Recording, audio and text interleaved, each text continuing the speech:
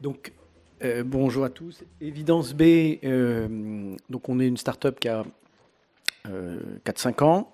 On est 35 et on a été incubé à Londres, mais on est basé à Paris. Voilà. Euh, on est une EdTech, donc une entreprise qui s'intéresse au secteur éducatif. Et dans les EdTech, vous avez à peu près souvent trois domaines. Ceux qui s'intéressent à la formation tout au long de la vie ou la formation professionnelle, ceux qui s'intéressent à l'enseignement supérieur et ceux qui s'intéressent aux scolaires. Donc K12, c'est la nomenclature anglo-saxonne, pour dire K1, c'est le CP, K12, c'est la terminale. Et donc nous, on passe pas le bac. Donc voilà, on est une start-up EdTech qui s'occupe du scolaire. Et Évidence B, je le mentionne parce qu'ici, ça a un peu de sens. Voilà, c'est un peu prétentieux comme nom dans un environnement scientifique. C'est cette référence à un courant issu de la médecine, l'evidence-based medicine, et qui a aussi ses défenseurs dans l'éducation, l'evidence-based education, avec cette idée que on peut amener un certain nombre de ressources pour les enseignants et les élèves qui soient documentées et de la manière la plus rigoureuse possible par la recherche. Donc on est une entreprise de transfert de recherche. C'est ce que je vais monter juste après. Alors, quelques chiffres. C'est vrai que quand on fait des entreprises numériques, on peut arriver avec des éléments liés à des innovations numériques. On utilise beaucoup l'intelligence artificielle. On a été un des premiers articles sur l'utilisation de GPT dans les modules d'exercice. Mais en fait, c'est pas ça qui nous anime. Ce qui nous intéresse, c'est effectivement les systèmes éducatifs, les problèmes qu'ils rencontrent et de quelle manière on peut contribuer à résoudre ces problèmes. Donc là, j'ai mis trois chiffres. Le premier, donc c'est une question qui est posée dans la dernière enquête PISA. Donc PISA, ils ont à peu près 15 ans, c'est en troisième en France, c'est dans 80 pays, une enquête qui est faite par l'OCDE. Et donc 75% des élèves dans le monde pensent que 2 cinquièmes est plus grand que 1 demi. Donc c'est faux. Et c'est un résultat qu'on a aussi bien en Finlande qu'à Singapour. Donc c'est pas simplement une question de performance des systèmes éducatifs, c'est une question cognitive. Il y a des points de l'apprentissage et qui peuvent même être essentiels à l'apprentissage, le sens des proportions, les fractions. Il n'y a pas beaucoup de métiers pour lesquels ce ne sera pas utile. Eh bien, ça reste difficile pour les systèmes éducatifs d'adresser certains de ces points. Bon, ensuite, il y a tous les chiffres plus massifs. Alors, tous les systèmes éducatifs se sont arrêtés avec le Covid, donc il y a de plus en plus d'enquêtes sur les années de retard, les décrochages forts qui ont été produits dans les différents systèmes. Mais voilà, sur simplement littératie, numératie, les fondamentaux, il y a encore, même si tous les systèmes éducatifs se sont massifiés, donc c'est le grand progrès de l'éducation de l'Antiquité où vous aviez un pédagogue pour un enfant de patricien, c'était personnalisé mais hyper élitiste. Maintenant c'est massifié, mais la massification a son lot de décrochages. On dit 100 000 élèves en France qui quittent le système sans diplôme, un décrocheur toutes les, je ne sais plus combien c'est marqué, là c'est en face de moi, 26 secondes aux US. Voilà, donc en tout cas, cette performance politique d'avoir généralisé l'éducation souffre d'un certain nombre de difficultés. Chez Évidence B, on se concentre sur voilà, deux domaines. On va faire des modules sur trois segments, les mathématiques, numératie, et les langues, langue première et langue seconde, parce qu'il y a un certain nombre d'apports des sciences cognitives sur comment l'apprentissage d'une langue seconde s'adosse à la connaissance ou à la structuration qu'on a eue grâce à la langue ou à travers la langue première. Donc il y a des apports, des innovations que peuvent amener les Sciences Co dans ce domaine-là. On développe donc des logiciels d'exercice issus de trois recherche. Donc, d'une part, les Sciences Co, tous les modules qu'on va faire sont adossés, sont faits par des chercheurs ou des laboratoires de recherche, et donc les accords sont directement avec eux. C'est pas de la seconde main, c'est eux qui vont concevoir les modules, qui vont concevoir le type d'interaction numérique approprié pour débloquer tel apprentissage, le type de progression qui est requise. La deuxième jambe, c'est l'intelligence artificielle. L'intelligence artificielle, bon, c'est du traitement de data massif, mais alors il y a un certain nombre d'entreprises. Les premiers ont été les Américains, avec une entreprise qui s'appelait Newton. Ensuite, il y a eu un boom en Chine, avec notamment une entreprise qui s'appelle Squirrel AI, qui amène de l'analyse de data pour essayer de créer des parcours personnalisés. Mais encore une fois, si vous nourrissez de façon approximative l'algorithmie, elle ne va pas faire des miracles. Et donc nous, c'est l'interaction entre les deux, le fait que les types d'exercices et leur articulation et les graphes qui vont organiser l'IA soient faits avec les chercheurs en Sciences Co qui donnent la puissance d'efficacité qu'on prétend avoir. Et la troisième, c'est l'UX. Évidemment, tout ça, c'est sous forme numérique. Il s'agit que cette forme numérique soit appropriée.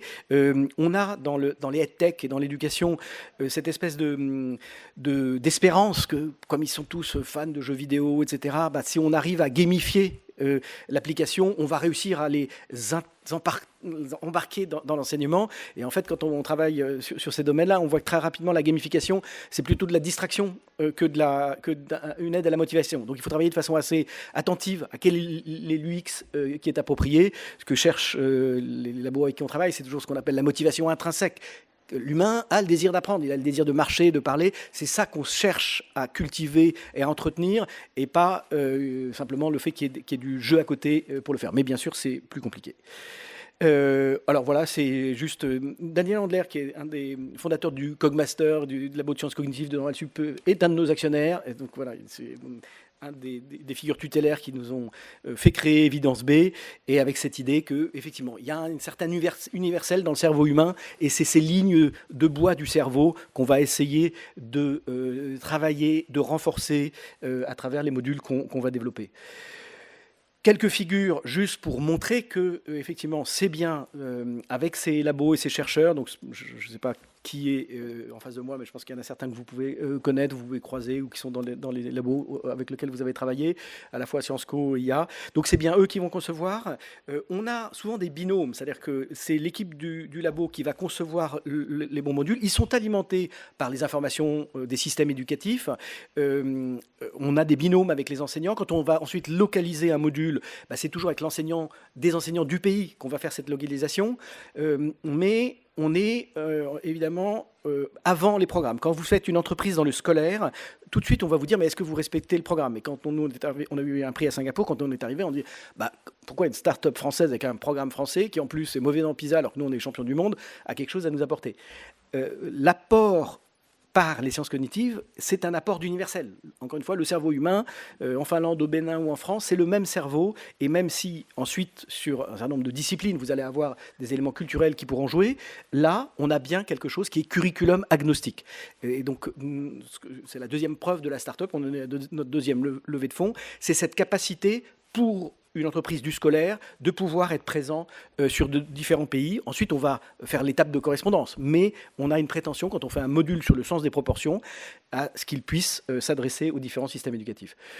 Juste un petit élément evidence-based, donc c'est documenté par de la preuve, et de plus en plus dans toutes les startups, je ne sais pas si certains parmi vous en font partie, etc., on recherche des startups à impact et des preuves d'impact. Le caractère documenté de la preuve d'efficacité est de plus en plus requis. À la fois, c'est requis pour les systèmes publics, l'évaluation des politiques publiques, et PISA, qui est porté par le CDE, c'est une manière d'évaluer les politiques publiques. Est-ce que l'argent, c'est le premier budget d'État, 130 milliards, l'éducation en France, si on met les collectivités. Est-ce qu'on a un retour sur investissement ? Mais ça, c'est du pur économisme. Mais simplement, est-ce que le système fonctionne? Est-ce que les élèves apprennent à travers ce système? Donc, c'est quelque chose qui est important. Donc, nous, on a des preuves. Avant, quand on fait un transfert de recherche, généralement, il y a 6-7 années de recherche, il y a des publications. Et donc, c'est documenté. C'est documenté comme on peut le faire sur des cohortes relativement faibles. Et ensuite, on fait des études après. Donc là, c'est celle qui est en cours avec l'Université de Genève, avec Emmanuel Sander, qui est en charge des mathématiques au Conseil scientifique de l'éducation nationale. Et donc là, on fait des AB tests. Il y a des classes qui sont équipées, d'autres qui ont une sorte de placebo, et on essaye de mesurer au plus près qu'on puisse. La deuxième, enfin plutôt à gauche, c'est une étude qui a été faite par le laboratoire Flower de l'INRIA à Bordeaux avec Pierre-Yves Deyer. Donc ça, c'est un algorithme qu'on utilise en particulier qui est de l'apprentissage par renforcement, famille des bandits manchots. Et ce que montre ce schéma, c'est l'allocation des exercices par l'expert, en fait c'est le professeur, et c'est un des algorithmes qui est utilisé dans le schéma du bas. Rouge, ce sont les exercices faciles, bleu foncé, c'est l'exercice difficile, pour simplifier un peu l'expérimentation. Donc les deux commencent en début de séquence, donc on est en CE1 sur des mathématiques, par des exercices simples, et à un moment, l'enseignant va arrêter de donner des exercices simples, il va passer des exercices orange, et il va jamais jusqu'à des bleus foncés. Une des difficultés pour les enseignants, c'est l'hétérogénéité de leur classe, et c'est, quand on est en Égypte avec 80 élèves, mais même à Singapour avec 40, c'est un défi pour à peu près tous les enseignants. enseigner, et finalement on va enseigner pour le milieu de classe. Alors certains vont enseigner pour un extrême ou un autre, mais c'est difficile de suivre chaque élève. L'algorithme, il est stupide. Tant qu'un élève n'a pas maîtrisé l'exercice simple, il va lui générer des exercices simples. Et donc on voit, à travers le schéma du bas, que c'est un outil d'aide à la différenciation, et aussi bien les élèves qui faiblissent, ou en tout cas qui n'ont pas acquis la maîtrise de la notion, que ceux qui s'ennuieraient si on ne les nourrissait pas un peu plus, sont servis, on va dire, par cette capacité de l'algorithme à marquer à la culotte, j'ai envie de dire, chaque élève. Ça peut donner des décrocheurs la semaine d'après ou 3 ans plus tard, parce qu'il y a une notion qui a été mal acquise. Donc c'est ça un peu la puissance des types d'algorithmes qu'on va apporter.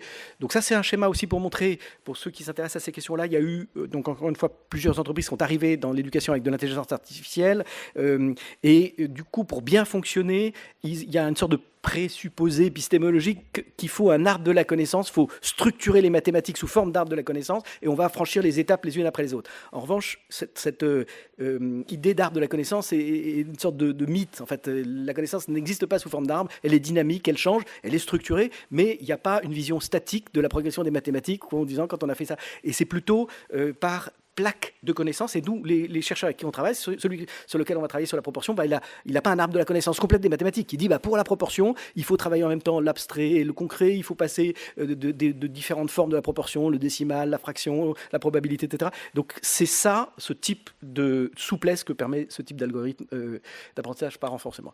Je vous dis 2 mots des produits, du coup, voilà, donc à quoi ressemble un module? En fait, il y a toujours un test de profilage, puis ensuite il y a un parcours d'exercice. Les élèves sont authentifiés, et donc chaque élève aura son parcours qui lui est propre. Ça va de effectivement 300 à 6000 exercices. Là, on a remporté un marché pour le ministère de l'Éducation pour les élèves de seconde, un marché de remédiation seconde. Il y a des tests de positionnement en début de seconde. Donc, on fournit 20 000 exercices, 10 000 en maths et 10 000 en français. Et donc, c'est le test de profilage qui permet d'étalonner l'élève et son entrée, son point d'entrée dans la base d'exercice. Et ensuite, les algorithmes vont essayer de suivre au plus près ce qui va pouvoir l'aider.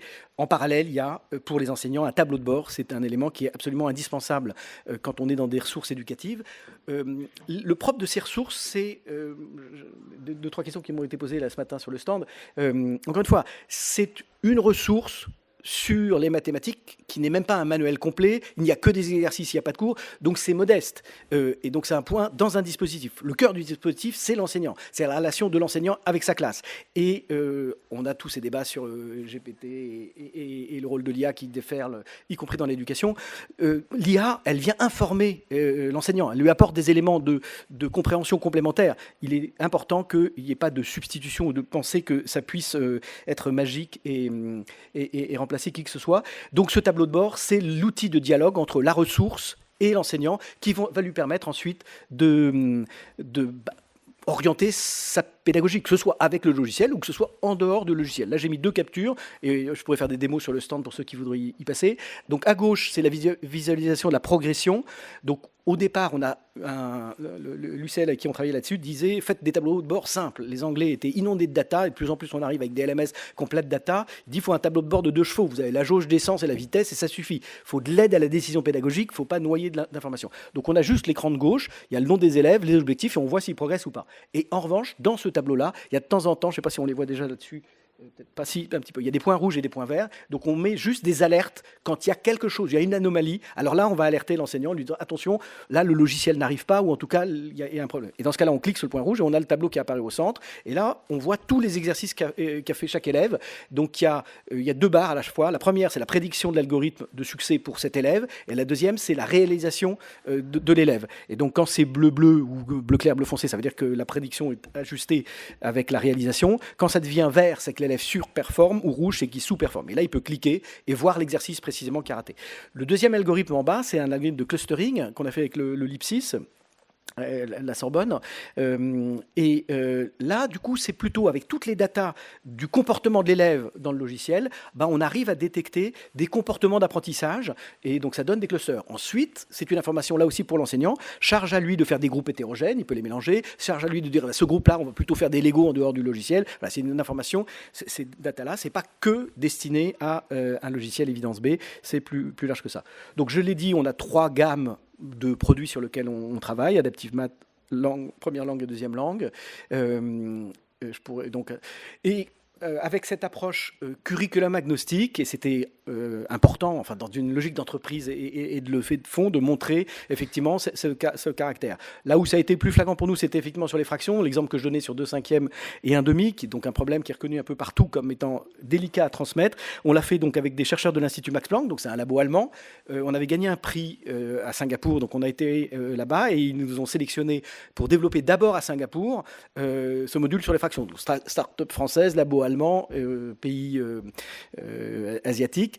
Et ça fonctionne. Donc, et ensuite, ce même module, là, on est en train de le mettre donc, chez Sanoma, un éditeur finlandais, qui est le deuxième éditeur européen. Donc on voit que cette capacité à apporter ce type de remède, quel que soit le pays, fonctionne. Alors je vais passer un peu vite sur les schémas sont ceux-là, c'est-à-dire qu'on a la recherche qui va essayer, qui documente quel est le caractère structurant d'un point de vue cognitif de la notion sur laquelle on va travailler, et à partir de ça, de ce pattern, d'une certaine manière, on va essayer de concevoir le type d'exercice qui sera approprié, le type d'enchaînement, le type de difficulté à proposer. Donc ça donne Adaptive Math. Donc celui-là, c'est un marché du ministère de l'Éducation initialement en France. Le ministère a fait des marchés qui s'appellent les partenariats d'innovation pour l'intelligence artificielle. C'était les premiers marchés utilisant l'IA dans le système éducatif.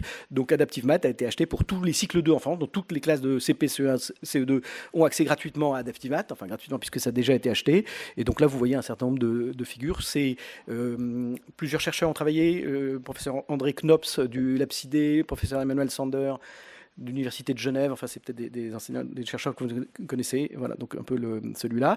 On a donc une déclinaison chez Sanoma en Italie avec Adaptive Math, et le même a été enrichi à Singapour avec Marshall Cavendish, qui est le premier éditeur de Singapour. C'est 40% de part de marché à Singapour, et encore une fois, Singapour, c'est 30 000 naissances par an, c'est un petit pays, mais c'est la méthode de Singapour qui donc est une des plus, qui donne les meilleurs scores sur les enquêtes sur la réussite des mathématiques. Sur la langue première, donc même chose, je pense qu'il y a certains d'entre vous qui travaillent sur ces questions-là. C'est pas moi le chercheur dans l'équipe, donc Catherine pourra échanger avec vous. Et donc là, c'est un labo. Alors, je pense qu'elle est passée au Cogmaster, Gerda Melnik, c'est une chercheuse de l'université de Vilnius. Voilà. Et donc là, c'est des modules sur l'acquisition. Alors là, c'est la langue seconde en fait qui est dans ce module-là, et ça a donné paradoxalement le premier module au monde fait avec de l'intelligence artificielle sur du latin, parce que c'était Pearson Italie qui nous l'a acheté, et en Italie, le latin est indispensable, il est au baccalauréat, et donc on a fait plusieurs milliers d'exercices avec Pearson en Italie en langue seconde, et on est en train de faire l'enseignement du français pour les Italiens, là avec Sanoma en Italie, sur les mêmes bases. Lauriane Vagar-Chakian et Max Planck, c'est sur le sens de la proportion, je l'évoquais tout à l'heure, donc ça donne Adaptive Fraction, qui est pour le moment que à Singapour, mais qu'on va mettre en Italie. Géométrie, donc c'est un chercheur qui s'appelle Roberto Cassetti, que certains d'entre vous connaissent peut-être, donc se repérer dans l'espace sur la géométrie, ça qu'on a fait avec une collection chez Bordas, des modules qui accompagnent cette collection chez Bordas. La langue première, donc ça c'est toute une série de linguistes avec qui on a travaillé pour faire ce module-là, qui sont aussi liés à l'Institut Jean Nicot, mais pas seulement, et donc ça s'appelle Adaptive Langue, ça a été acheté par la région Île-de-France, donc tous les lycéens ont accès donc gratuitement à Adaptive Langue sur l'ENT, mais la région Grand Est, Nouvelle-Aquitaine, donc voilà, ça a été déployé un peu partout. Là c'est un chatbot, et sur l'apprentissage de la langue française, on voit, il y a une particularité, j'ai envie de dire, du système français, qui est que souvent, on apprend de la grammaire, la nomenclature, le métalangage de la grammaire, qui est important quand vous allez faire des études littéraires, etc., mais qui est une complexité. Il y a un certain nombre d'élèves qui vont décrocher parce que ce métalangage est une opacité pour eux et pas forcément indispensable. Ce que font les linguistes, et il y a beaucoup de pays qui apprennent les langues sans passer par le métalangage. Apprendre ce que c'est qu'un dialectique ou un objet second n'est pas forcément indispensable pour former des phrases de façon correcte. Donc là, le chatbot a quasiment aucun métalangage. C'est des phrases qui s'enchaînent. Tous les exercices chez nous sont extrêmement brefs. Et donc, c'est par itération, l'élève réussit, rate, et par tâtonnement, comme ça, on va réussir à le faire progresser dans sa maîtrise de la langue. On l'avait étalonné au départ dans un lycée à Paris qui s'appelle le lycée Paul Valéry, qui est une cité scolaire, avec des lycées professionnels. Et les enseignants disaient, mais en fait, ça les désinhibe parce qu'ils pensaient qu'ils étaient mauvais en grammaire, mauvais en langue, etc. Et en fait, comme voilà, à la fois, ils se calibrent sur 80% de succès à chaque fois, l'algorithme, et à la fois on est avec très peu de prérequis grammaticaux pour maîtriser les composants dans la phrase, maîtriser la bonne compréhension des mots. C'est une approche par les Sciences Co qui s'avère très efficace par rapport à ça. Voilà, et donc pour terminer, donc là c'est ce marché qu'on a gagné, donc il y avait un gros marché sur les secondes, donc avec DocaPost et avec Octo. Donc ça sera 20 000 exercices, plusieurs labos qui sont partie prenante, beaucoup d'associations de profs, parce que quand vous développez une ressource, c'est important ensuite que les enseignants s'en emparent, qu'ils en aient connaissance, qu'on partage tout ça avec eux. Et donc ça sera disponible le 6 novembre prochain, donc 10 000 en français et 10 000 en langue.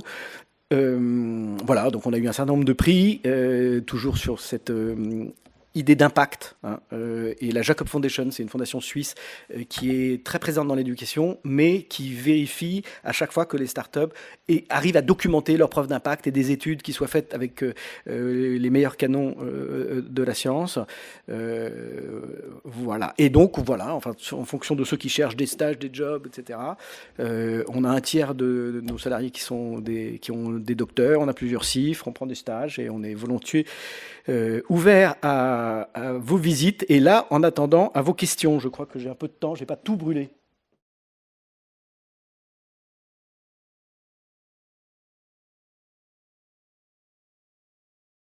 Alors bonjour à tous, donc moi je me présente, je m'appelle Arthur Portron, je suis docteur en sciences cognitives et après quelques années en post-doctorat au sein de l'académie, j'ai rejoint il n'y a pas très longtemps, quelques mois maintenant, le programme Expérience et Cognition à la SNCF. Donc ce que je vais vous raconter aujourd'hui est plutôt une histoire à la fois de posture et aussi une manière de médier le fait qu'il existe des gens qui font des sciences cognitives au sein des entreprises et pas uniquement dans l'académie. Donc je commencerai juste par replacer rapidement notre programme et notre équipe par rapport à la SNCF et puis je vous présenterai le programme Expérience et Cognition. Donc originellement, la SNCF, c'était une seule structure qui maintenant en fait garde une société mère qui est découpée selon SNCF Immobilier, Direction Technologie, Innovation, Projet Groupe et la Sûreté Ferroviaire. Et des SA filles, donc des sociétés filles que vous voyez en dessous et qui sont donc des sociétés qui ont des activités différentes, qui en partagent certaines comme Réseau, SNCF Voyageurs, SNCF Gare et Connexion, enfin des choses que vous avez pu lire dans les gares, dans les pôles d'échange que vous fréquentez probablement.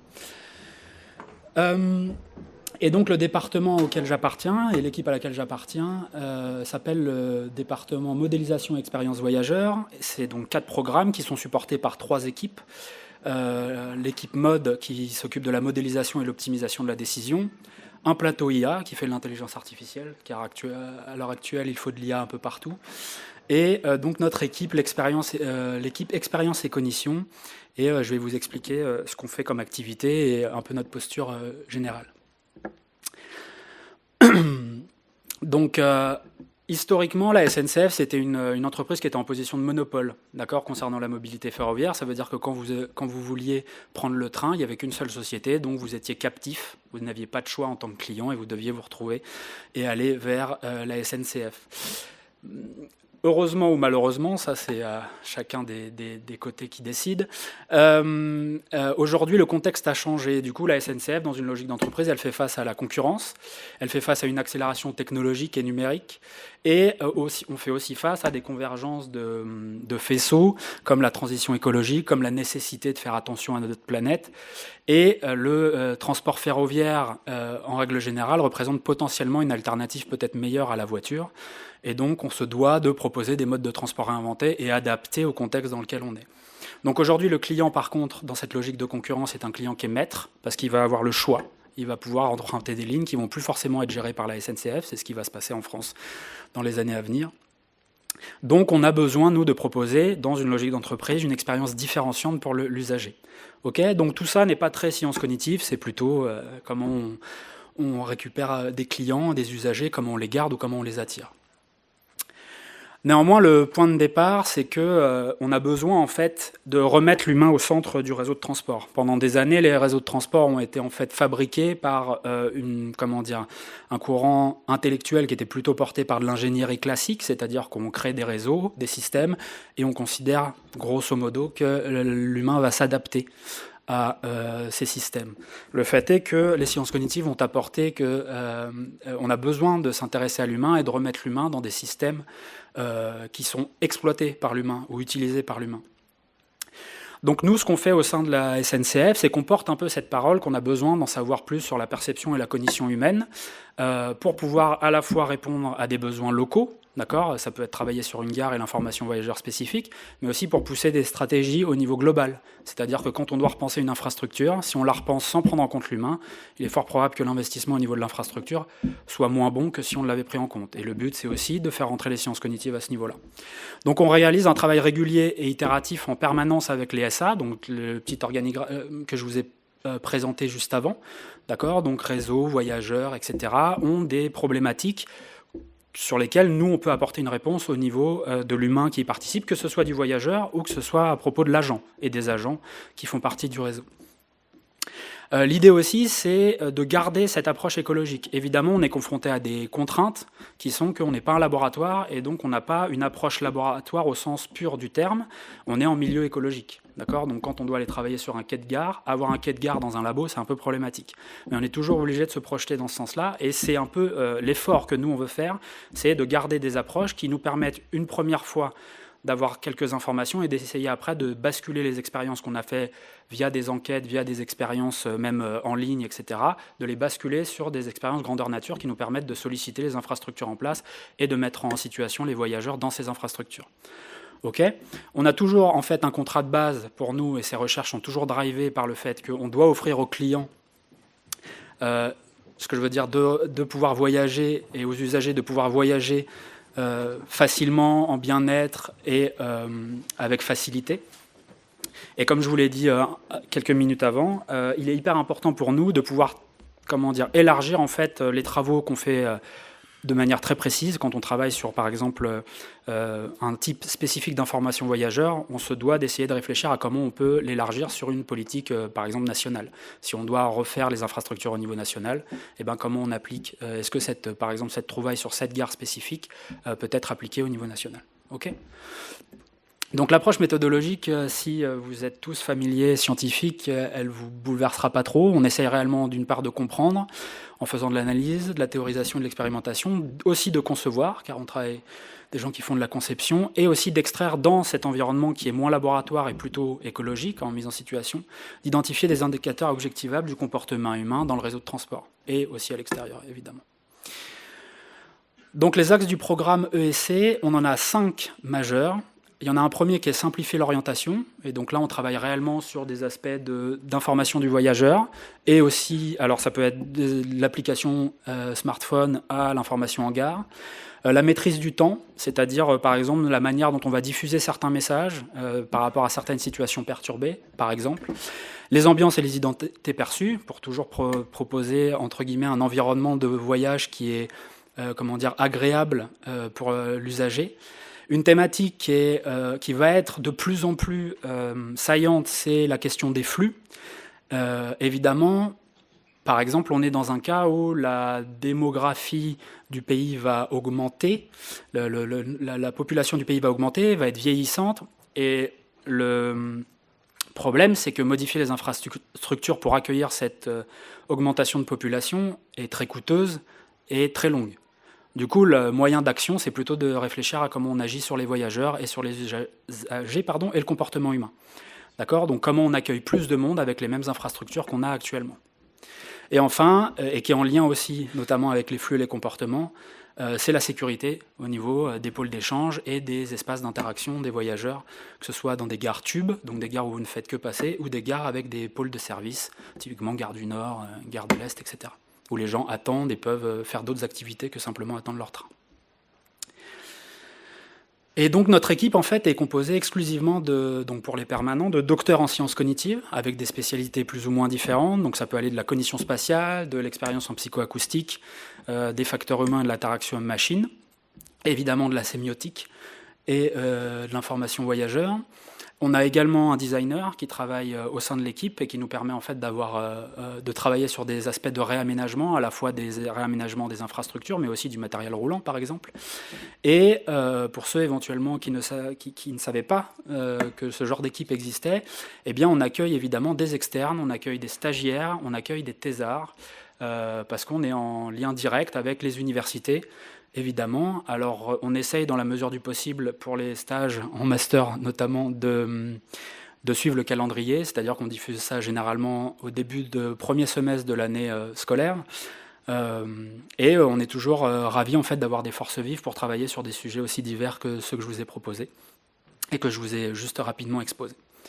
Voilà, donc je suis apte si vous avez des questions.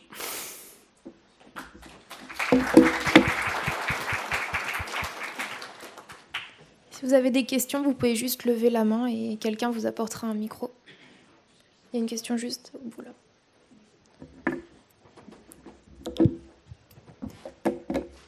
Derrière vous.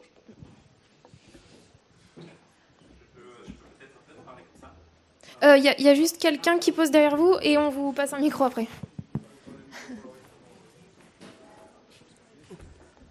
Allô ? Alors oui, merci pour cet exposé très intéressant. Mais en fait, la question que je veux poser est simple. En quoi est-ce que votre intervention dans la SNCF peut être différente de celle d'un sociologue, par exemple ? Quelle est cette spécificité que vous avez ? Est-ce qu'un sociologue ne peut pas fournir les mêmes, ou d'autres disciplines d'ailleurs, ne peuvent pas fournir les mêmes interventions ? Voilà. Ok. Alors là, on revient aux prémices de ce qu'est conceptuellement les sciences cognitives. Au départ, les sciences cognitives, c'est de caractériser la cognition humaine et donc le comportement humain dans ce qu'il a de plus potentiellement unitaire ou complexe. Un sociologue ne travaille pas sur les mêmes pratiques. Un sociologue, il va travailler plutôt sur l'aspect social éventuellement et sur des dimensions qui sont autres que la biologie humaine.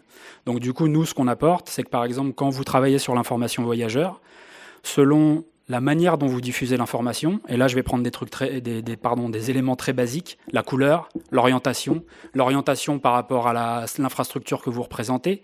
Si je vous explique qu'on va probablement, et peut-être certains d'entre vous ont vu que la SNCF sur certaines lignes commençait à diffuser le taux de remplissage des trains avant qu'ils arrivent en gare. Eh bien la manière dont les écrans ont été placés initialement, avant qu'on ait éventuellement cette technologie, provoque des soucis d'intégration de l'information parce qu'en fait, ils sont perpendiculaires au quai et pas parallèles. Or, par exemple, les logiciels qu'on utilise derrière pour afficher cette information voyageur ne permettent pas de corriger cette problématique infrastructurelle. Et donc, on sait pour l'instant d'emblée qu'il va falloir travailler sur ces aspects-là. Et ça, on ne peut l'observer qu'en mettant en place des expériences qui vont, capter et permettre d'avoir des marqueurs du comportement humain vis-à-vis de cette prise d'information. La sociologie ne fait pas ça, de ce que je sais. Bonjour. Ça marche ou pas ? Oui, ça marche. Bonjour, merci beaucoup pour cette présentation. Peut-être une petite question sur la méthodologie que vous utilisez. Comment est-ce que vous faites concrètement pour essayer de repérer ces panneaux qui sont parallèles ou perpendiculaires, pour essayer de comprendre le problème usager qu'il y a derrière? Est-ce que vous utilisez une méthodologie que vous avez internalisée, ou alors est-ce que vous prenez des exemples de l'étranger, de choses qui marchent? Comment est-ce que concrètement vous... Alors, on a exactement la même démarche que lorsqu'on se place en laboratoire. C'est-à-dire qu'on va faire une revue de littérature, on va regarder ce qui s'est fait au niveau scientifique, et on va essayer après, nous, d'élaborer une expérience qui va nous permettre d'aller un step plus loin, ou éventuellement, dans le contexte dans lequel on est, de reproduire des résultats. Par exemple, sur l'information voyageur, on va éventuellement d'abord travailler en ligne pour essayer de réduire l'espace des facteurs. La problématique qu'on a par rapport au laboratoire, j'entends au sens théorique du terme, l'expérience en laboratoire, c'est qu'on a plus de difficultés à contrôler l'ensemble des modalités et des facteurs qui existent dans cet environnement écologique, j'ai envie de dire. Du coup, on va quand même essayer de travailler d'abord, de réduire ça. Ça peut être des expériences en ligne, d'accord, ou alors des expériences gamifiées. Mais après, on va aussi essayer d'aller faire l'expérience en gare. Concrètement, quand vous dites que vous allez faire des expériences en gare, par exemple, vous allez à Gare de Lyon, vous allez tester de changer le sens de ces panneaux. Concrètement, on demande si on peut réserver un quai, on fait passer 50 sujets, une expérience.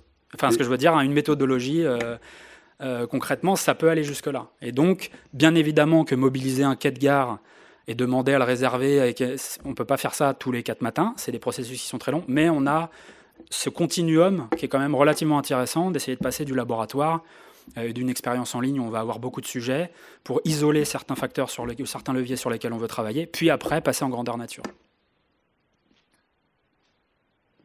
Il y avait une question juste devant aussi. Je ne sais pas si le monsieur a toujours une question, mais le micro arrive en tout cas.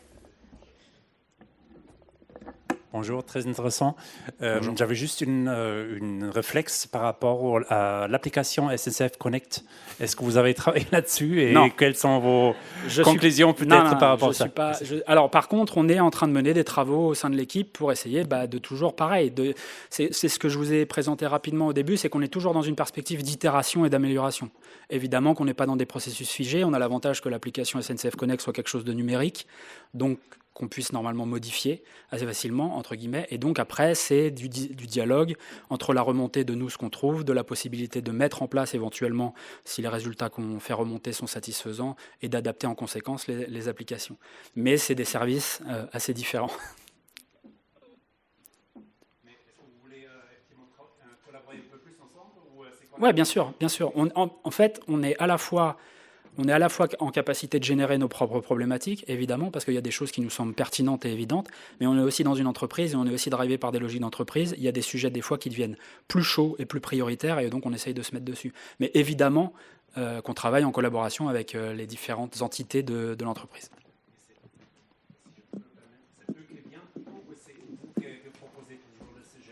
Alors, pour être tout à fait honnête, si on veut casser un peu l'approche ingénierie classique, même si des gens seront probablement pas d'accord avec moi, c'est plutôt nous, entre guillemets, ou dans l'approche, nous, ce qu'on veut pousser, c'est le concept de remettre le comportement humain au centre des systèmes. D'accord ? Et c'est pas en rejetant tout ce qui a été fait, évidemment, mais c'est de dire que pour construire des nouveaux systèmes, pour adapter des nouveaux systèmes, on a besoin de comprendre l'organisme qui est au milieu. Et ce qui est au milieu, c'est nous.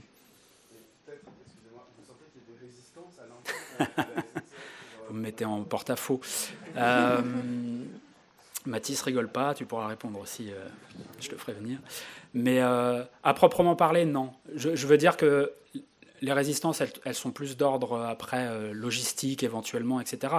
Mais en fait, on est quand même tous drivés par la même volonté d'améliorer les systèmes qu'on met en place, quoi.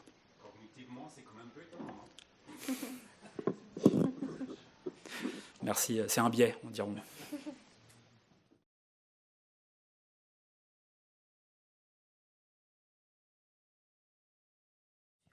Eh bien, bonjour à tous. Nous allons vous présenter Conidia. Donc, pour les prénoms, moi c'est Sarah Pérez et ici Marion Berthollet. Et donc Conidia, c'est l'entreprise qu'on a toutes les deux cofondée et on va vous expliquer son histoire. Alors avant de toute chose, on va vous se présenter nous-mêmes. Enchantée, Marion. Donc moi j'ai fait une licence de mathématiques et d'informatique appliquée aux sciences humaines et sociales, donc MIAH de l'acronyme. Je ne sais pas s'il y en a qui connaissent, c'est pas forcément très très connu.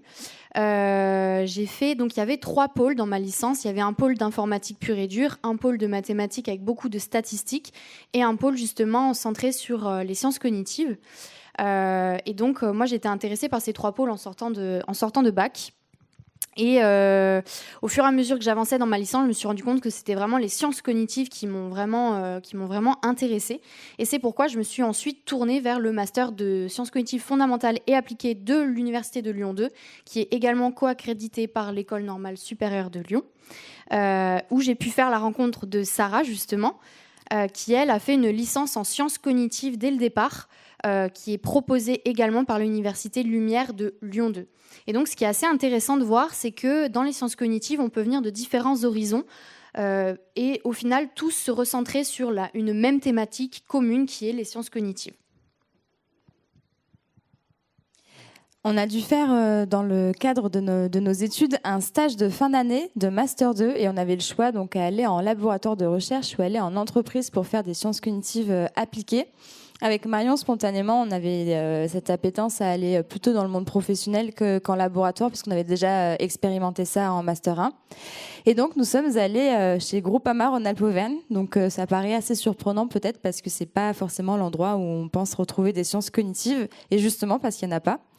Et dans Groupama Rhône-Alpes-Auvergne, il y a une cellule innovation. Et dans cette cellule, en fait, il y a des projets qui se créent, qui naissent. Et aussi, il y a Philippe Bessac, qui est notre responsable, qui donne des formations sur les méthodes et les principes de l'innovation. Alors quand nous, on est arrivé dans la cellule, on ne comprenait pas trop ce que ça voulait dire innovation, qu'est-ce que c'est les méthodes, les outils. Donc en fait, ce sont des méthodologies qui ont été documentées, particulièrement celle du design thinking. Alors, je ne sais pas si ça vous parle. Et dans les projets qui sont nés de cette cellule d'innovation, il y a vraiment plein de choses qui n'ont rien à voir avec nous au début, mais ExoExpert, ils vont survoler des parcelles agricoles avec des drones, ils vont pouvoir cartographier ça sur des iPads. Fredo, il propose des vélos avec des canapes partagées connectées pour les petites collectivités. Prunel, une néo-assurance écologique. AgriBuilders, une alternative de pesticides par poste de drone. Coup de pouce, un titre restaurant qui alimente un fonds de l'agriculture. Et nous, Conidia, donc on n'avait pas trop notre place au début puisqu'on se sentait pas dans ce monde innovation, mais en fait, si les sciences cognitives peuvent répondre à certains enjeux actuels. Et donc, nous, on arrive dans cette cellule innovation, donc avec les différentes startups que viennent de vous présenter Sarah. Et donc, on avait 2 objets de stage différents. Donc, le mien, c'était l'apport des sciences cognitives comme facilitateur pour l'innovation, alors que Sarah, c'était l'optimisation des fonctions cognitives dans le design thinking. Alors, donc quand on nous a donné, on nous les a un petit peu suggérés, ces sujets de stage. En fait, ça veut tout et rien dire, et on peut absolument tout et rien faire aussi avec ces sujets. Donc, on était un peu livrés à nous-mêmes, et on s'est dit, qu'est-ce qu'on sait faire de base, c'est transmettre ce que l'on a appris. Et on a commencé donc par donner des cours interactifs avec du contenu pédagogique pour tous les dirigeantes d'entreprises, de ces startups et les salariés qui sont dedans. Donc ça fait à peu près une vingtaine de personnes. Et on donnait des cours sur la mémoire avec des exercices de jeu, sur les biais, sur l'attention. Donc on a commencé comme ça. Et puis ensuite, il y a Groupama Rhône-Alpes-Auvergne qui semblait être un peu jaloux et il nous a dit pourquoi est-ce que nous, on ne peut pas bénéficier de ces cours ? Donc on a répondu à la demande et on a commencé à faire des cours pour toute l'entreprise. Et dans cette cellule d'innovation, forcément, chacun des projets a des clients, reçoit des clients. Donc il y a beaucoup de passages, il y a beaucoup d'autres entreprises qui passent et donc qui ont été aussi intéressées par tout ce qu'on faisait. Et on s'est rapidement retrouvé à facturer au nom de Groupama, mais en tout cas à facturer des cours autour des fonctions cognitives, des fonctions exécutives et du fonctionnement cognitif de l'être humain en général. Et donc, en fait, à ce moment-là, on s'est dit que nous aussi, on voulait être une entreprise parce qu'on a vu qu'il y avait un besoin, parce qu'il y avait beaucoup de demandes. Et on est parti du premier constat, c'est que, à notre sens, pour commencer à apporter des sciences cognitives dans le monde professionnel, il faut commencer par amener le savoir. C'est la première brique.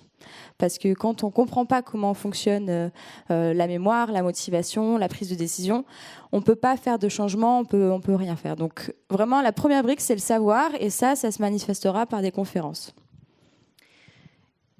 Donc ensuite, on a continué nos activités au sein de Groupama, et on s'est rendu compte que les gens à qui on donnait ces conférences avaient tous les mêmes remarques à la fin, justement, qui étaient ok, c'est bien beau, mais qu'est-ce qu'on en fait de tout ça ? Est-ce que vous pouvez nous accompagner à le mettre en application directement dans notre quotidien professionnel ? Est-ce que vous pouvez nous accompagner ? Et donc, on a commencé à faire, en plus des cours interactifs, des ateliers de réflexion, justement, où nous, on se plaçait un petit peu en tant que facilitatrice, donc ça, c'est le grand mot en entreprise, où justement, on allait suivre des réunions, justement, basées sur un contenu, par exemple, type sur la motivation. Et donc justement, nous, on allait animer ces réunions-là pour les guider sur comment améliorer peut-être l'engagement ou la motivation justement dans l'entreprise. Et donc là, de la même manière que les cours qu'on a pu faire au tout début, on a pu s'adresser à la fois à la cellule innovation, donc un cercle restreint d'environ 20 personnes, puis également à Groupama Rhône-Alpes-Auvergne, donc les différentes équipes, donc du marketing, de la communication, des services informatiques. Donc vraiment, on ne s'est absolument pas fermé de porte sur les services en eux-mêmes. Et puis, comme l'a dit Sarah tout à l'heure, il y a beaucoup de passages dans la cellule innovation et donc on a pu aussi adresser ces ateliers-là à d'autres entreprises. Et donc ce qui est assez intéressant, c'est que justement, nous, en plus de ce savoir, on apporte un savoir-faire, justement, qui vient appuyer la conférence en elle-même pour mettre en application et manipuler la théorie, manipuler la théorie et manipuler le concept cognitif qui est derrière. Donc, par exemple, si c'est les émotions, qu'est-ce que j'en fais, comment je les applique dans mon milieu professionnel, la motivation, quels sont les leviers, comment justement améliorer ces leviers ou donner des leviers comme ça à mes collaborateurs ou avec gens avec lesquels je travaille, faciliter la communication, les interactions, du coup, toujours dans le milieu professionnel. Et donc, toujours dans cette même progression, donc, on commence à faire ces cours interactifs, à faire ces ateliers. Et après, donc on n'était pas encore satisfaite. On sentait avec Marion qu'il y avait encore autre chose à faire, puisque les conférences, pour avoir été étudiante et même pour avoir entendu plein de conférences, on les oublie. Ensuite, quand on fait un atelier, c'est un atelier ponctuel de 3 heures, donc ça peut résoudre en partie un problème, mais il faut que ça devienne des automatismes, pardon.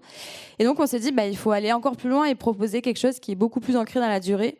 Avec tout ce qu'on sait sur la mémoire, la façon dont on retient les choses, etc. Et donc là, on est allé un peu plus loin sur du savoir-être. Donc notre volonté, c'est de pouvoir améliorer la façon de penser et d'agir des individus. Et là, c'est de l'accompagnement, c'est du conseil, et on va vraiment avoir des problématiques cibles. Par exemple, je viens parce que j'ai un problème d'engagement avec mes collaborateurs, ou alors un problème de communication sur de la prévention, des choses comme ça. Et on va proposer un module, un parcours avec plusieurs modules qui ont vraiment un fil conducteur qu'on a réfléchi nous en amont, qu'on a pu observer parce qu'on est allé dans les équipes, parce qu'on a fait des interviews, parce qu'on a fait beaucoup de choses comme ça. Et donc, ça a vraiment une cohérence. C'est tout un parcours, et ça permet aussi d'ancrer beaucoup plus les apprentissages sur tout le fonctionnement cognitif et de le manipuler encore plus. Sachant que sur cette troisième dynamique-là du savoir-être, il y a aussi quelque chose qui intéresse beaucoup, c'est chercher à justifier pour certaines personnes qui travaillent soit dans le monde des sciences cognitives, soit dans le monde du coaching, mais de manière générale, qui cherchent à justifier ou en tout cas à comprendre ce qui se passe lorsqu'ils donnent des informations. Par exemple, ça va être des comédiens qui vont faire des animations, comprendre pourquoi les émotions, elles interviennent comme ça, etc. Et donc nous, on va aussi pouvoir répondre à ces problématiques-là en donnant juste uniquement du contenu scientifique avec des préconisations, par exemple, donc sous forme d'un petit peu d'un mini-mémoire, faire un état de l'art de ce que dit la science sur le métier, par exemple, et peut-être des préconisations sur un comédien, comment mieux gérer ses émotions ou ce genre de choses, par exemple. Donc ça rentre également dans le savoir-être, qui est un petit peu différent du parcours cognitif qu'on pourrait mettre en œuvre pour répondre à une problématique. Voilà. Donc savoir-faire, savoir-être, ça a amené naturellement à avoir 3 offres dans notre entreprise. Apprenez, agissez et innovez. Donc apprenez, c'est comprendre les fonctionnements cognitifs de l'être humain dans sa façon de penser et d'agir. On a agissez, donc ce sont les ateliers, manipuler la théorie afin d'intégrer les concepts cognitifs associés. Et enfin, innover, donc la partie plus longue dans le temps, améliorer la façon de penser et d'agir des individus qui composent des organisations pour optimiser toutes les interactions qu'ils ont avec leur écosystème et leur environnement. Et on a remarqué aussi qu'on s'adresse au monde professionnel parce que c'est ce qui nous était offert devant nous avec l'expérience chez Groupama.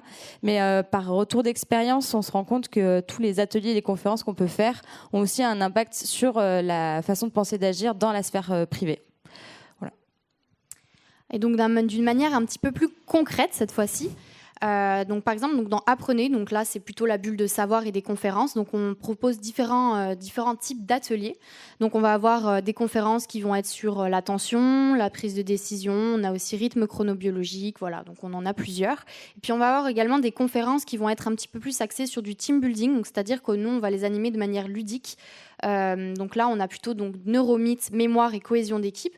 Donc là, ça va être donner du contenu pédagogique, mais de manière ludique, afin de favoriser justement cette cohésion d'équipe, d'où le team building.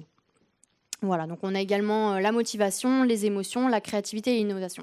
Et donc, dans cette thématique-là, ce ne sont que du contenu théorique. Dans les AJC, on a repéré 4 ateliers qui sont les plus demandés. On les a sélectionnés en fonction de la demande. Donc la première, c'est motivation. Donc comprendre quels sont les leviers, comment ça fonctionne dans le cerveau, comment ça se manifeste. Ensuite, tout ce qui est prise de décision, raisonnement, biais cognitif. aussi. Et puis Nudge, voilà, on aime beaucoup faire ces ateliers parce qu'on les trouve passionnants. Et enfin, neuromarketing aussi, pour avoir des éclairages sur ce que dit le neuromarketing de nos jours. Et donc, justement, sur cette dernière offre de savoir-être que nous, on appelle innover, puisque quelque part, c'est une innovation humaine. L'idée, c'est derrière, donc, comme on a pu le marquer là, donc, de poser un diagnostic, donc venir s'immerger dans l'équipe, de voir ce qui est fait, de quelle manière les informations sont données, etc., voir les différents métiers qui peuvent composer l'équipe. Et donc, de poser un diagnostic. Deuxième étape, ça va être justement de faire une proposition sur laquelle on sent qu'il y a quelque chose, des leviers qui peuvent être faits, donc soit sur les apprentissages, soit sur les émotions, sur la prise de décision, ce genre de choses. Donc toujours en rapport aussi avec le commanditaire qui a fait appel à nous. Et donc derrière, ça va être d'accompagner ces propositions et de les mettre en place avec l'équipe ou avec l'entreprise de manière générale, puisqu'on ne se scinde pas uniquement à l'équipe en elle-même, ça peut être également de la mise en application à l'échelle d'une organisation globale. Voilà. La suite, donc concrètement, qu'est-ce qui se passe après pour nous une fois qu'on a défini tout ça? Donc, il faut savoir que ça fait 1 an qu'on est en train de faire nos prestations. On en a réalisé une 50aine, enfin plus d'une 50aine aujourd'hui, maintenant. On a eu 10 clients différents, donc 10 entreprises différentes qui ont fait appel à nous. Et on a une nouvelle recrue donc, qui est en train de tenir notre stand actuellement, mais qui est Laurie, qui est aussi issue du Master 2 Sciences Cognitives Fondamentales et Appliquées. Et sa mission de stage, c'est justement de faire de la recherche, de la veille scientifique sur tous les mécanismes cognitifs pour pouvoir améliorer, alimenter, continuer à avoir le pied dans la science.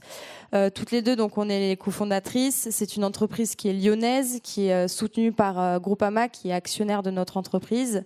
On a des locaux donc à Lyon, avec un an d'activité à peu près. Et donc, demain, quels seront les objectifs et les enjeux de Conidia? C'est en tout cas poursuivre 5 nouveaux clients, on espère plus encore. La recherche de partenariats, parce qu'on est toujours très curieuse de créer de nouvelles choses avec des entreprises, des associations, peu importe. Et puis, à terme, aussi recruter des experts en sciences cognitives pour avoir encore plus de spécialisation et pouvoir être encore plus armés face à des demandes bien spécifiques.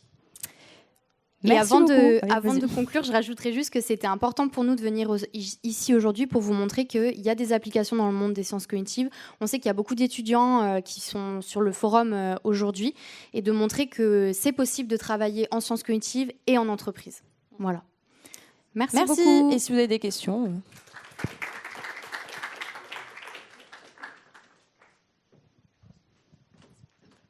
S'il y a des questions, vous pouvez juste lever la main et on passe vous voir.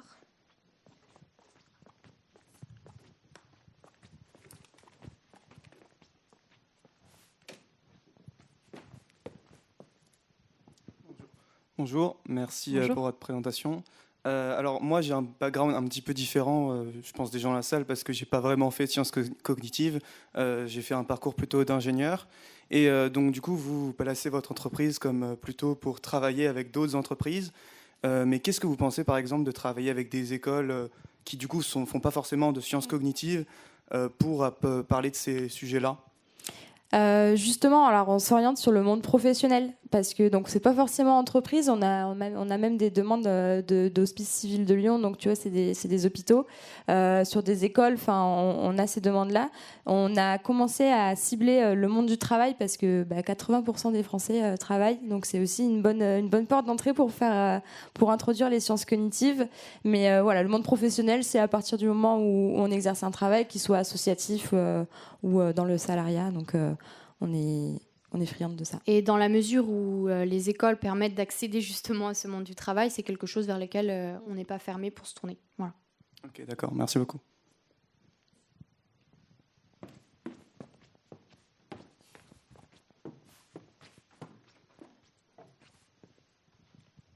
Bonjour, également très intéressant. Bonjour. Merci. Peut-être 2 questions. Première question.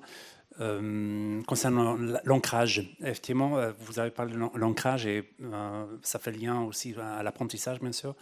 Qu'est-ce que vous faites pour pérenniser ce qu'on apprend, ce que vous mettez en place? Parce que l'innovation, ça ne vient pas comme ça.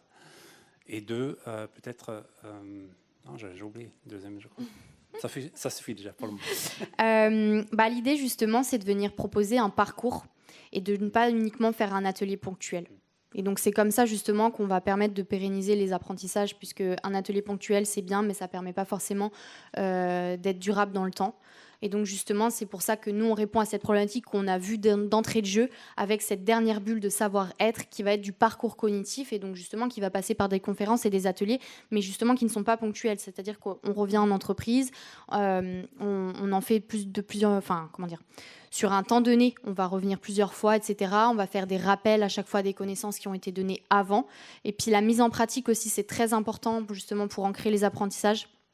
Et avoir une trace mnésique plus profonde. Et donc, justement, de les faire travailler activement et de ne pas être passifs. Voilà. Alors, je crois que j'ai retrouvé la question, donc, la deuxième.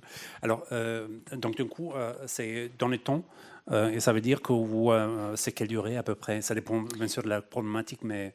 C'est exactement ça, ça dépend de la problématique et aussi de l'engagement que veut prendre la personne en face, parce que c'est aussi difficile, on va pas se mentir, c'est difficile de porter le discours des sciences cognitives, parce que généralement les entreprises ne savent pas que ça peut être en tout cas pertinent pour eux, donc c'est difficile aussi de vendre quelque chose qui va durer 1 an. Donc on fait étape par étape. Généralement, c'est 3-4 modules ensemble qui sont réalisés ensemble. Et après, on détaille, nous, notre procédure. Pourquoi est-ce qu'on préconise de le refaire dans 1 semaine et pourquoi est-ce qu'on préconise d'avoir cette chose-là dans 1 mois? Pourquoi? Enfin voilà. Au maximum du possible, on donne toutes les informations et tout le détail scientifique justement pour apporter la crédibilité de notre parcours. Puis il y a aussi une réalité qu'il faut bien voir aussi, c'est le budget qui va aussi définir le temps de nos ateliers. Et je reviens sur la deuxième question. Alors, c'était en effet, est-ce que vous utilisez aussi les outils, effectivement, plutôt AI ou autre mise en place plutôt technologique, parce qu'en effet, vous faites ça plutôt par l'observation, c'est ce que je comprends. Et donc, du coup, parce que ça peut être intéressant pour passer à l'échelle, par exemple. Voilà. Alors effectivement, à l'heure d'aujourd'hui, on n'utilise pas d'outils, si ce n'est ces ateliers qu'on considère comme des outils en tant que tels, mais on ne va pas utiliser d'intelligence artificielle ou de plateformes en ligne, ce genre de choses. Nous, on n'est pas forcément on ne propose pas des outils en tant que tels, on est vraiment sur accompagner, conseiller sur un moment T les individus et leurs équipes. Est-ce que c'était aussi la question sur utiliser les intelligences artificielles pour faire les observations à notre place?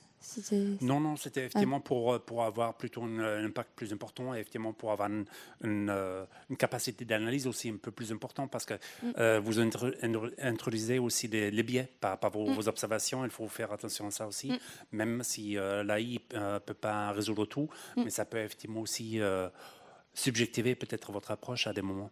Oui. Ça pourrait. Comme disait Marion, on n'est pas orienté là-dessus. Vous êtes des matos aussi, pardon. Comment? Vous êtes aussi des matos et ingénieurs aussi. Oui, voilà, c'est pour ça.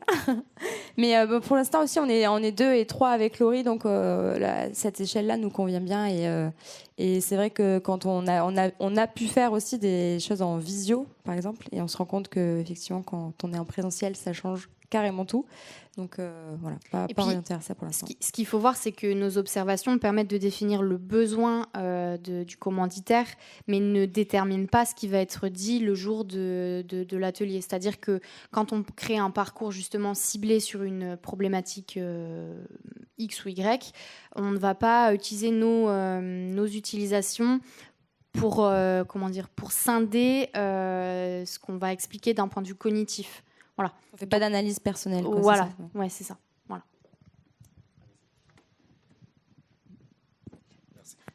Merci beaucoup pour votre présentation. Je vais un peu rebondir sur une question qui a déjà été posée, parce que moi aussi je suis ingénieur de formation. j'avais commencé un parcours sciences cognitives, mais finalement je suis allé en école d'ingénieur. Et une question que je me suis posée par rapport à ce que vous nous présentez, c'est que vous avez commencé par des entreprises, voilà, qui étaient liées peut-être à différents clients de Groupama.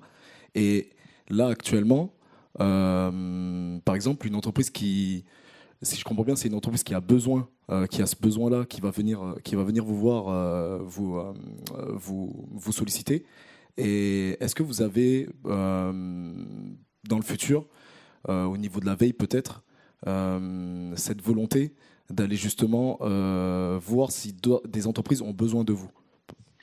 Oui, effectivement, puisque là, à l'heure d'aujourd'hui, donc ça va être des gens qui vont venir directement s'adresser à nous, mais il faut savoir aussi que nous, on est sur différents forums, sur différentes conférences, etc. Et donc, du coup, ça nous permet aussi de nous faire de la communication, de sensibiliser des gens via d'autres leviers. Donc, par exemple, nous, on est issus de la cellule innovation, comme on l'expliquait tout à l'heure, qui est un milieu qui n'est pas forcément directement en lien avec les sciences cognitives, mais disons qu'on cherche à sensibiliser aussi différents milieux par rapport à ces questions-là. Et donc, ça nous permet de nous adresser à différentes branches professionnelles. Voilà. Et à l'heure actuelle, le bouche à oreille fonctionne bien. Donc c'est sur ce modèle-là que l'on fonctionne, mais à terme, on ira effectivement proposer, alors sans forcément parler de démarchage, mais en tout cas parler des sciences cognitives à plus large échelle. Mais on fait déjà des choses en dehors de Lyon, donc ça c'est assez positif. On a même été contacté par une entreprise belge, donc voilà. Puis là ce qu'il faut bien voir, c'est que les sciences cognitives, c'est pas forcément très connu à l'heure d'aujourd'hui dans le monde de l'entreprise, mais même de manière générale, même si de plus en plus.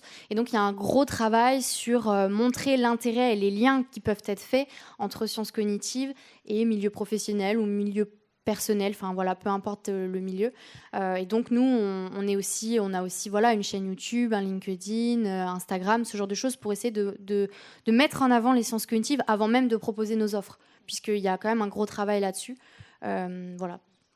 Et donc c'est aussi pour ça qu'on est là aujourd'hui au forum. Voilà. Parfait, merci. Merci.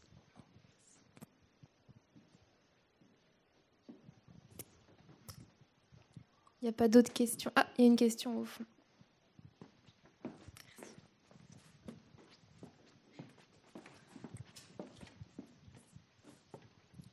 Bonjour, merci Bonjour. pour la présentation.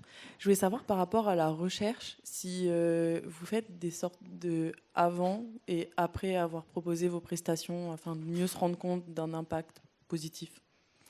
C'est justement une difficulté de mesurer l'impact de nos ateliers. Alors, c'est des questions qu'on est en train de réfléchir aussi avec Laurie notamment, parce que mesurer qu'il y a eu plus ou moins de motivation après un atelier, déjà la motivation, comment ça se mesure? Donc, il y a des échelles subjectives, mais en tout cas, c'est assez complexe. Il y a trop de facteurs environnementaux qui viennent parasiter les données. Mais en tout cas, on fait des questionnaires de satisfaction. Donc, c'est un bon indicateur pour nous pour l'instant.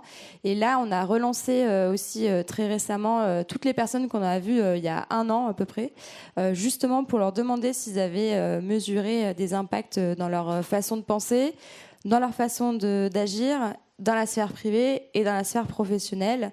Et donc, en moyenne, on a eu des réponses positives. Il y a certaines personnes qui avaient eu des formats conférences et du coup, qui n'avaient pas forcément eu de répercussions dans leur vie professionnelle, dans la façon d'agir, par exemple.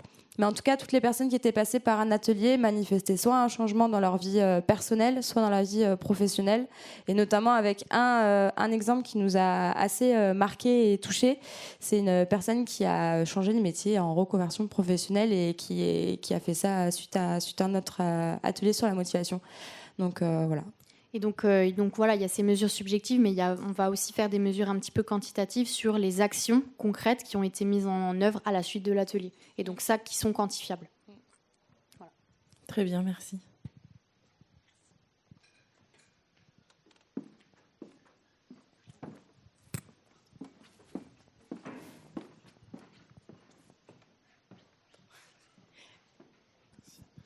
Bonjour, merci pour votre presse, c'était top, c'est ultra intéressant ce que vous faites. Mais je me demandais, par exemple 5, 6 ans? Comment vous voyez, parce qu'au final c'est un modèle qui est difficilement duplicable puisqu'il est porté par vous et votre votre salarié pour l'instant. Comment vous voyez grossir? Comment vous voyez dupliquer le modèle? Est-ce que vous voyez faire ça ou vous voulez rester comme ça aussi? Alors pour des soucis, je pense, d'organisation d'une entreprise qui fonctionne bien, entre tout ce qui va être communication, gestion d'une entreprise, être à 2, à 3, c'est un modèle qui fonctionne bien pour 1 ou 2 années. Mais à terme, oui, on aimerait bien recruter sans forcément avoir des prétentions et l'ambition de devenir une grosse multinationale. Au contraire, puisque il y a aussi toute la démarche de Conidia, elle est quand même bien basée sur le contact humain et sur le fait qu'on puisse avoir un échange très fluide. Donc, dans la cellule innovation, on a aussi l'expérience des autres projets qui sont passés de 2 à 3 à 10. Et puis, il y a des changements complets, même il y a du management qui change, il y a beaucoup de choses comme ça, de la RH. Donc, oui, grossir, une volonté de grossir pour avoir juste de nouveaux partenaires avec nous dans l'aventure, mais sans avoir l'ambition d'être une très, très grosse entreprise. Voilà. Et puis aussi, pourquoi pas, ça, c'est des sujets qui viendront plus tard à terme, mais peut-être être répartis dans d'autres villes. Voilà. Et puis, je rajouterais aussi, c'est qu'on travaille sur le fait d'essayer de rendre notre offre scalable, entre guillemets. Et donc, pourquoi pas s'ouvrir sur des MOOC, donc des cours en ligne aussi, effectivement, qui permettraient de s'adresser à un plus grand nombre.